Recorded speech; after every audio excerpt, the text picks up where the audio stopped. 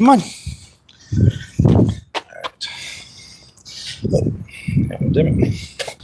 1 sec, forgot my damn mount.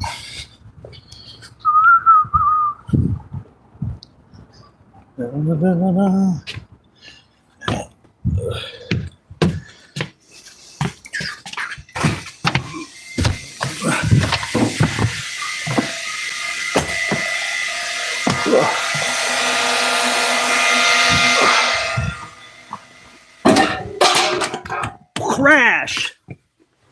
All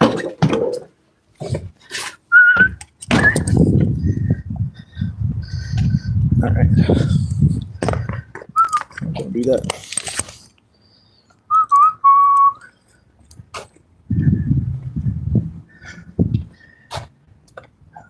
Let's see.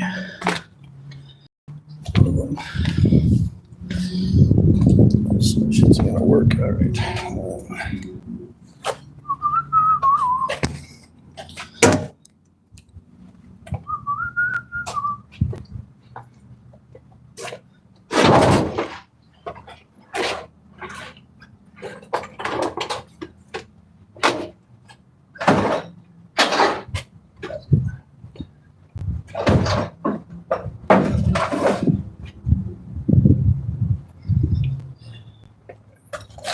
Here's one basket. Hey guys, what's going on? I've got one of them out, so give me a second to pull this stuff out. Let's see here.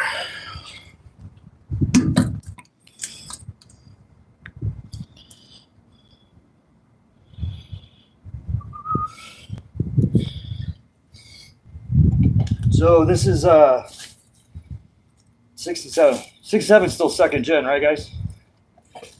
But I have I know you're doing different things, but I mean I want to ship all this to you. This is all second gen. So these are the rubbers. These are the rubbers for taillights. Brand new in the bag. Here's one out of the bag. This stuff's gonna be dusty, whatnot. Probably pull all this stuff out of a dumpster out of my last storage facility. So I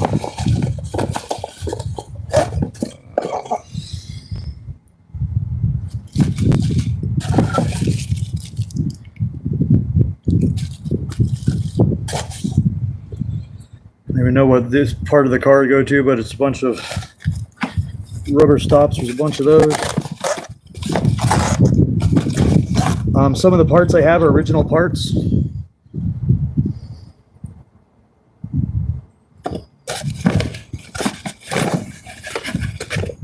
So these are the sockets for the taillights.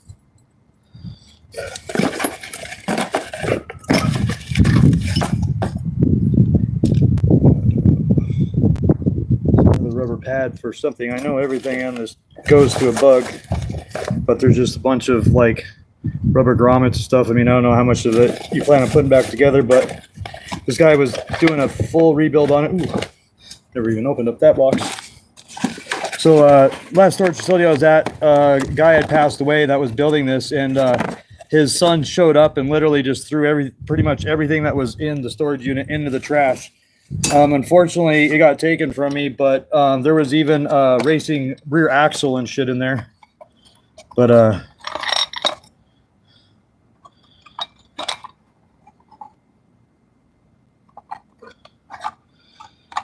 whatever. Give me 1 second. Let me finish this box. I'll read the messages here real quick. Get this one box. The better stuff is at the end, which is drilled and slotted rotors and brakes and pads and pistons. So let's see. Let's see what you guys got going here. All right.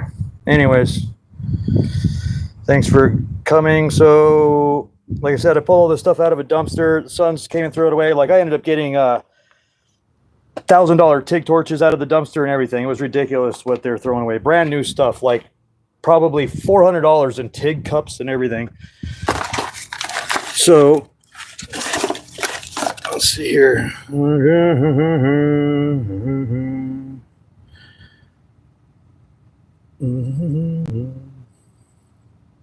Okay, no problem. I shall wait. I'm going to set you guys down real quick then, and I'm going to go grab this other crate. Go. Come on, baby. Keep doing this.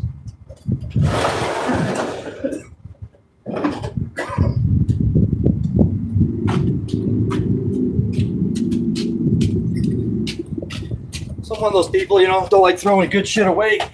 Do your proofs, whatever, but all this shit was literally brand new. This is the good one right here.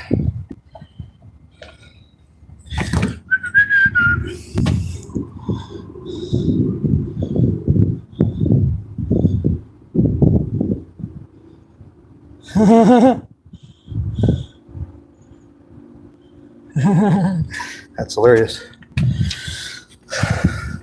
Stroke that thumb for me, guys. So, while we wait a little, so I'm going to show you my big booty. It's going to be a little dark in here, but this is the world's fastest Nissan Juke. Where the hell's the light? There it is. Bam. So, won't be starting working on her until probably the end of winter finally. But obviously videos on it, whatever, but and this is even completely updated. I actually won Best of Show at this car show.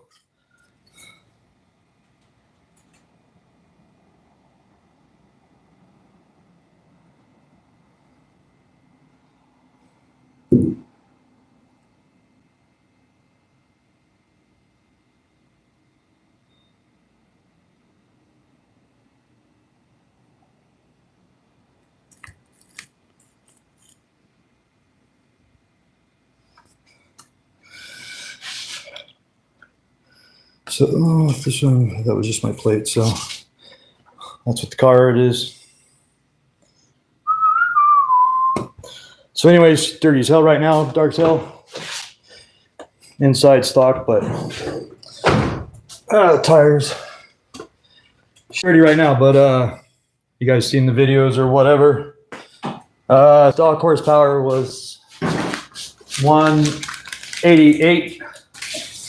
I'm still on, so it's stock turbo, stock internals, so all intake, exhaust. I'm at 474 all-wheel horse without the water meth or the NOS. Stock internals. I'm not even supposed to be here right now. I'm supposed to be moved to Montana. My high-pressure fuel pump went out on my bus, so that's why I'm still in Phoenix.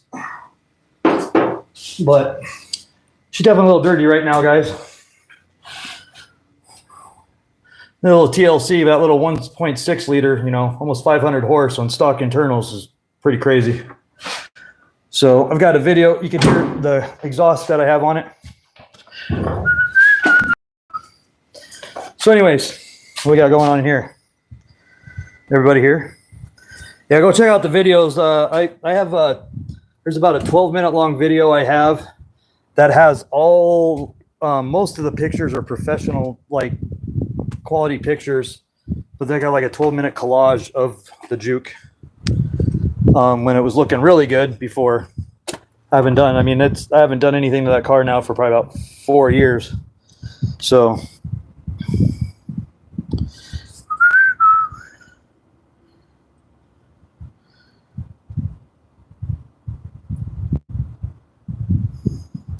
we ready to go in here then, or what? Yeah. TJ,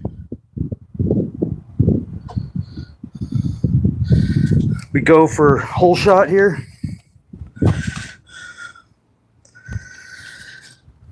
All right, so want me to start over then, or what? Lay these back out. I don't know how much of this stuff he'd use, but I plan, if you want it, I'm going to send it all to you, because otherwise it was going to go in the trash. And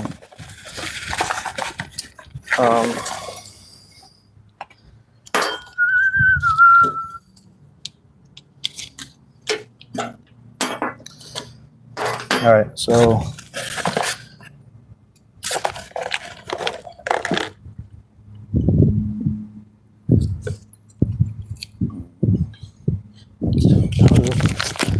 So, ready then? Let's see here.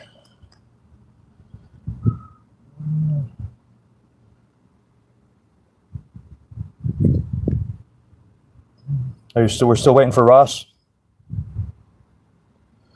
Is that what we're doing? We're still waiting for Ross? Well, if we're still waiting, no,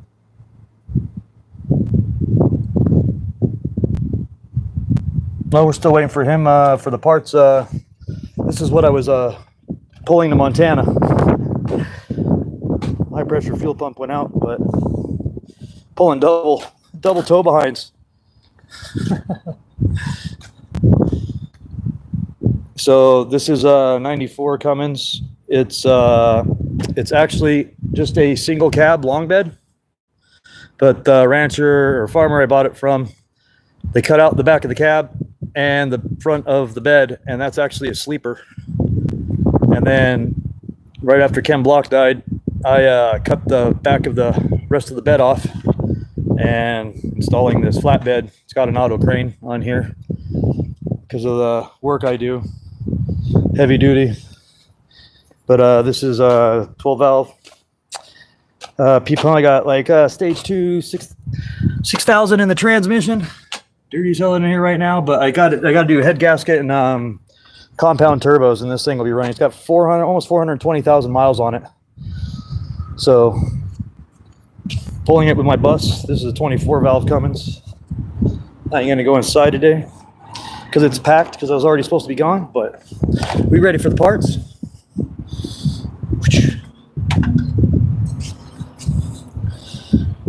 This is my bitch right here, Katana. This is my farm dog. What the Katanas? What the babies? What the babies? What the babies? Come here. You gonna show them your hearts? You gonna show them your hearts? Huh? Show me your hearts. She's her dad and uncle are the same dog.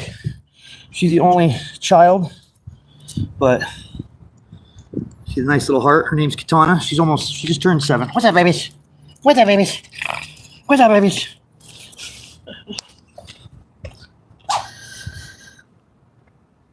Into your Daytona, heck yeah.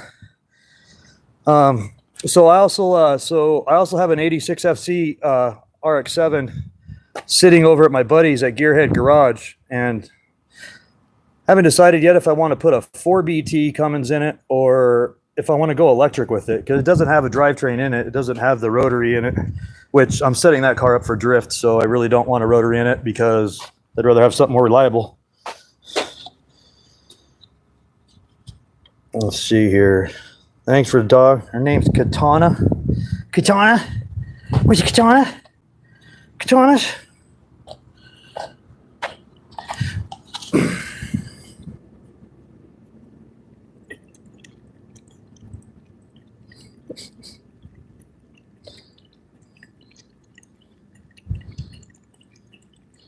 You guys let me know when you're ready, and I'll start with the parts.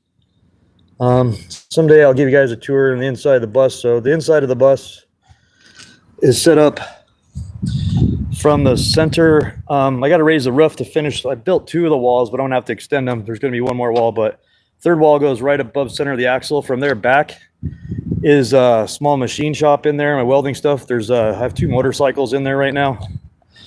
From there to, that's about right here, is the kitchen bathroom area, and then I have an insulated bedroom area that will have a queen, 2 singles, and then up here I have the mud room because I'm gonna be racing motocross, supercross. So this is the mud room slash electrical room. Everything's just hanging and dangling. So believe it or not, despite popular belief, I'm a master electrician. Don't judge me. It's until I raise the roof, it's really hard for me to try to complete anything, and I hate doing shit twice.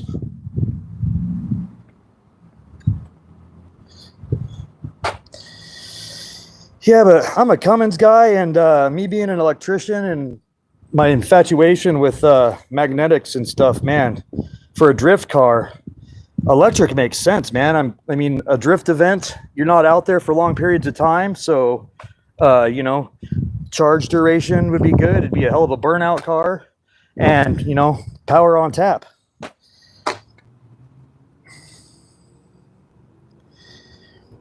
So, see, channel should be about Katana, but she's camera shy.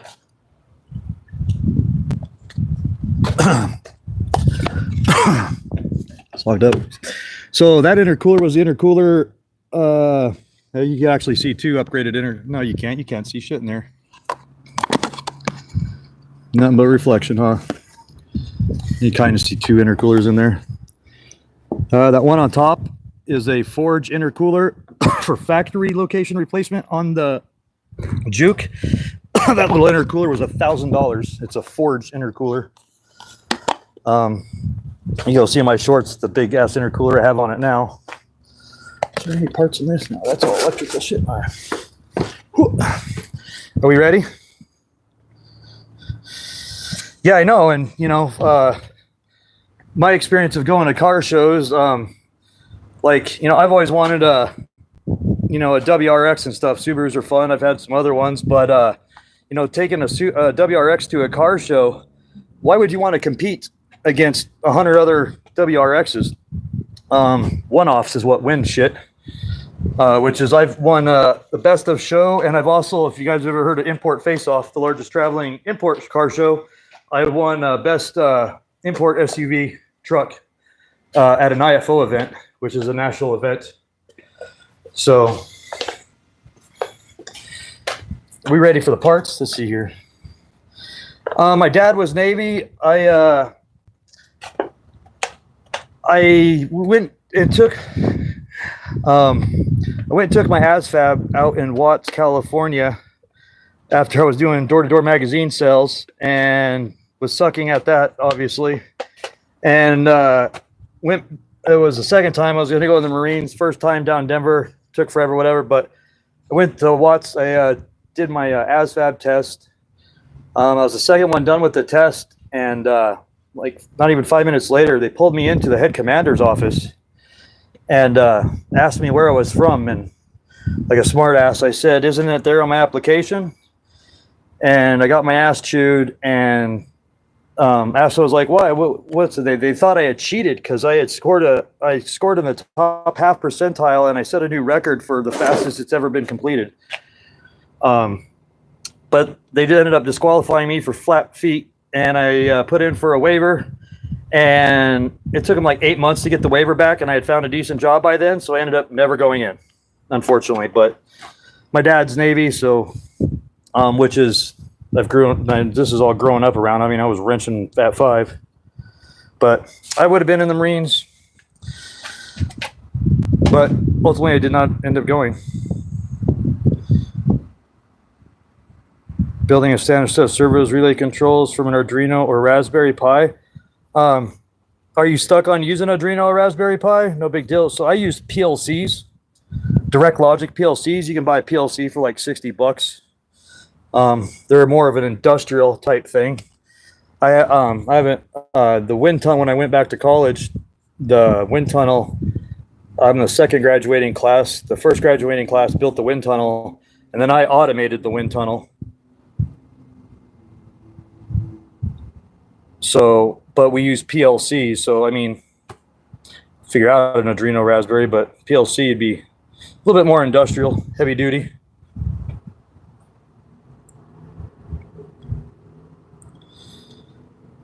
Oh yeah, I can easily do all that shit. We just gonna use fucking solenoids or air or electric or whatever. Yeah, I mean, I do automation.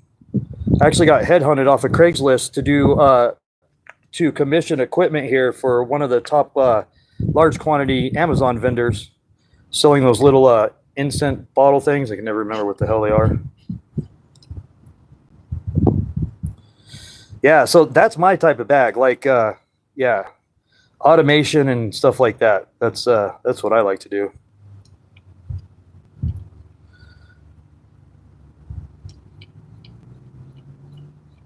Yes, I do programming. So, fuck it. I guess I'll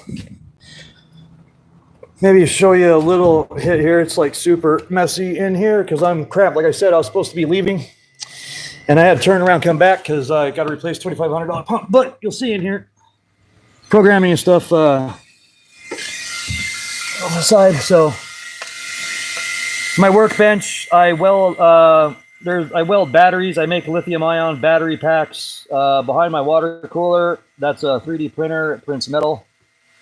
You see one of my Supermoto sitting right there, and my Duke is sitting back over there. So, yeah, this is not the final.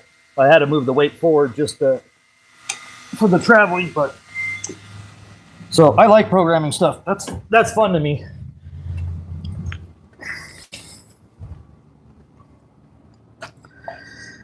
Joysticks and buttons on my heck yeah. Okay, okay, that won't be hard. Man, I just saw somebody else do that. Just like a couple days ago, I saw somebody else do that.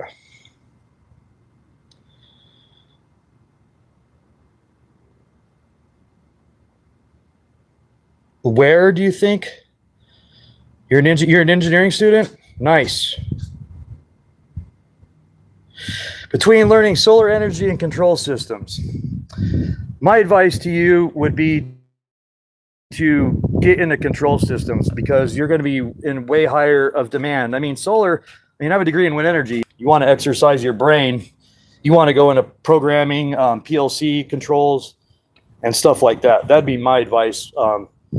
So, you know, as tech keeps coming and AI keeps coming, people are worrying about losing jobs. Yes, some jobs are going to be lost, but others will be created. And ultimately, with all this automation and everything, it's all going to come down to the service, the people who are capable of servicing automated equipment, for sure. So I'd go with programming, for sure. I mean, if you want to exercise your brain, I mean, solar would be, I don't know, unless you're like trying to develop new solar technology, but I mean,